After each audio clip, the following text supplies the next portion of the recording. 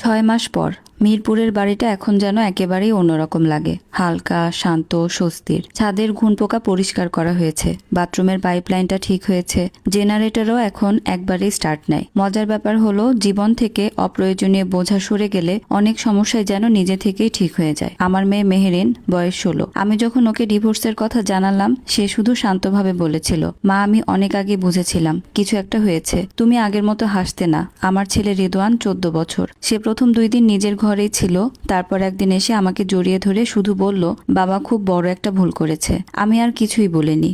রাশেদ এখন ঢাকার এক ছোট্ট ভাড়া বাসায় থাকে। প্রতি রবিবার বাচ্চাদের ফোন করে। ওরা কথা বলে ঠিকই, কিন্তু আগের সেই উষ্ণতা আর নেই। শুধু দায়িত্ববোধ থেকে কয়েক মিনিটের কথা। আমাকেও সে অনেকবার ফোন করেছিল। প্রথম সপ্তাহে ক্ষমা চেয়েছিল, দ্বিতীয় সপ্তাহে ফুল পাঠিয়েছিল, তৃতীয় সপ্তাহে অভিযোগ শুরু করলো, সব নাকি আমি নষ্ট করেছি, আমি নাকি সন্তানদের তার বিরুদ্ধে দাঁড় করিয়েছি। আমি কোনো উত্তর দেইনি, সব মুছে ফেলেছি, কারণ তখন আমি অতীত নয়, নিজের ভবিষ্যৎ নিয়ে ব্যস্ত।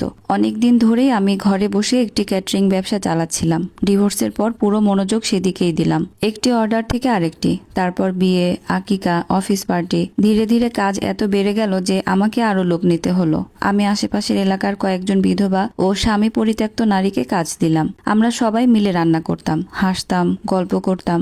একসময় বুঝলাম, মানুষকে শুধু টাকা দিয়ে নয়, সম্মান দিয়েও নতুন জীবন শুরু করতে সাহায্য করা যায়। আজ আমার ব্যবসা থেকে যে আয় হয়, রাশেদ তার চাকরি করেও কোনোদিন এত আয় করতে পারেনি। আমি নিজের জন্য নতুন একটি গাড়ি কিনলাম, বাচ্চাদের নিয়ে কক্সবাজার আর সেন্ট মার্টিন ঘুরেও এলাম। মেহেরিন এখন দেশের বাইরে পড়াশোনা করার স্বপ্ন দেখে। রিদওয়ান আবার আগের মতো হাসতে শিখেছে। আমরাও ধীরে ধীরে সুস্থ হয়ে উঠছিলাম। একদিন দুপুরে আমার আইনজীবীর ফোন এলো। তিনি বললেন, মৌসুমী, তানিয়ার ব্যাপারে একটা খবর আছে। আমি চুপ করে শুনলাম। 3 সপ্তাহ আগে তার একটা ছেলে হয়েছে। রাশেদকে অনেকবার যোগাযোগ করার চেষ্টা করেছে, কিন্তু রাশেদ এখন তার ফোনও ধরে না। কিছুক্ষণ আমি চুপ রইলাম। মেয়েটার জন্য খারাপ লাগছিল। যে মানুষ তাকে হাজার স্বপ্ন দেখিয়েছিল, শেষ পর্যন্ত সেই মানুষই তাকে একা করে ফেলে দিয়েছে। আইনজীবী আবার বললেন, তানিয়া তোমার সঙ্গে একবার দেখা করতে চায়, সে ক্ষমা চাইতে চায়। কয়েকদিন পর আমরা একটি ছোট ক্যাফেতে দেখা করলাম। তানিয়াকে প্রথমে চিনতেই পারিনি। আগের সে আত্মবিশ্বাসী নারী আর নেই। চোখের নিচে কালি, সাধারণ পোশাক, কোলের শিশুটা নিশ্চিন্তে ঘুমাচ্ছে। আমি বসতে সে কাঁপা গলায় বলল, আমাকে ক্ষমা করবেন। আমি তাকে থামিয়ে দিলাম। আমি শুধু একটা প্রশ্নের উত্তর চাই। সে তাকালো। আমি বললাম, রাশেদের সঙ্গে সম্পর্ক শুরু করার সময় তুমি কি জানতে সে বিবাহিত? সে মাথা নিচু করে বলল, হ্যাঁ। সে বলেছিল আপনার সঙ্গে তার সম্পর্ক শেষ। আমি বিশ্বাস করেছিলাম। আমি ধীরে মাথা নাড়লাম। এই একই গল্প পৃথিবীর অসংখ্য নারী শুনেছে, আর অনেকেই বিশ্বাসও করেছে। তানিয়া কান্নায় ভেঙে পড়ল। আমি ভেবেছিলাম সে আমাকে বিয়ে করবে, কিন্তু সে তো কাউকেই ভালোবাসে না। আমি শান্ত গলায় বললাম, সে মানুষকে ভালোবাসে না, সে শুধু নিজের স্বার্থকে ভালোবাসে। কিছুক্ষণ পরে আমি শিশুটার দিকে তাকিয়ে জিজ্ঞেস করলাম, ওর নাম কি? তানিয়া আসতে বলল, রায়ান। আমি ব্যাগ থেকে একটা কার্ড বের করে তার দিকে বাড়িয়ে দিলাম। সে অবাক হয়ে তাকিয়ে রইল।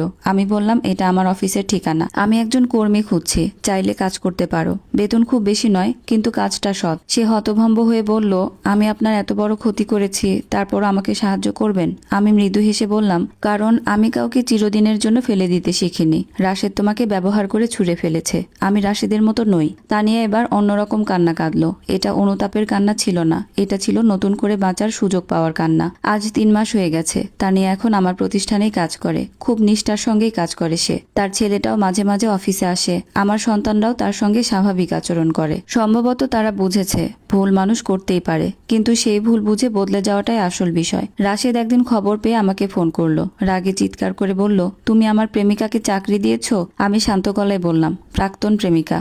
আর হ্যাঁ, দিয়েছি। সে বলল, ও আমাদের সংসার ভেঙেছে। আমি অনেকদিন পর প্রাণ খুলে হেসেছিলাম। না রাশেদ, আমাদের সংসার তানিয়া ভাঙেনি, তুমি ভেঙেছো। তানিয়া শুধু তোমার ভুল সিদ্ধান্তের একটু অংশ ছিল।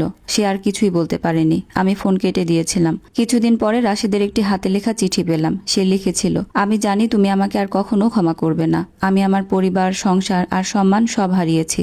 এখন আমি নিজের ভুলগুলো বুঝতে শিখেছি। আমি শুধু চাই একদিন আমার সন্তানরা যেন আবার আমাকে সম্মান করতে পারে। চিঠিটা আমি ভাঁজ করে ড্রয়ারে রেখে দিলাম। কাঁদিনি, রাগও হলো না। শুধু মনে হলো আমি সত্যি অতীতকে পেছনে ফেলে এসেছি। আজ সকালে আমি আমার প্রিয় চেয়ারে বসে 1 কাপ গরম চা খাচ্ছিলাম। জানালা দিয়ে সকালের রোদ ঘরে ঢুকছিল। মেরিন স্কুলে যাওয়ার আগে এসে বলল, মা, আমি বাবার সঙ্গে একদিন দেখা করতে চাই। আমি তার দিকে তাকিয়ে হেসে বললাম, এটা তোমার সিদ্ধান্ত, আমি তোমার পাশে আছি। সে আমাকে জড়িয়ে ধরে স্কুলে চলে গেল। আমি একা বসে রইলাম। ভাবছিলাম, একদিন এই বাড়ির দরজায় একজন নারী এসে দাবি করেছিল এই বাড়ি নাকি তার হবে। সেদিন মনে হয়েছিল আমার পৃথিবী শেষ হয়ে গেছে, কিন্তু আজ বুঝি সেদিনই আমার নতুন জীবনের শুরু হয়েছিল।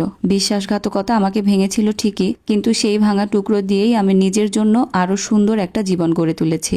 আজ আমি সুখী, কোনো পুরুষের জন্য নয়, নিজের জন্য, নিজের আত্মসম্মানের জন্য, নিজের নতুন জীবনের জন্য। আসসালামু আলাইকুম। আপনাদেরকে এতক্ষণ স্বামীর প্রেমিকা শিরোনামে গল্পের শেষ পর্ব পড়ে শোনাচ্ছিলাম। গল্পটা আপনাদের কেমন লেগেছে অবশ্যই একটা কমেন্টে জানিয়ে যাবেন। আল্লাহ হাফিজ।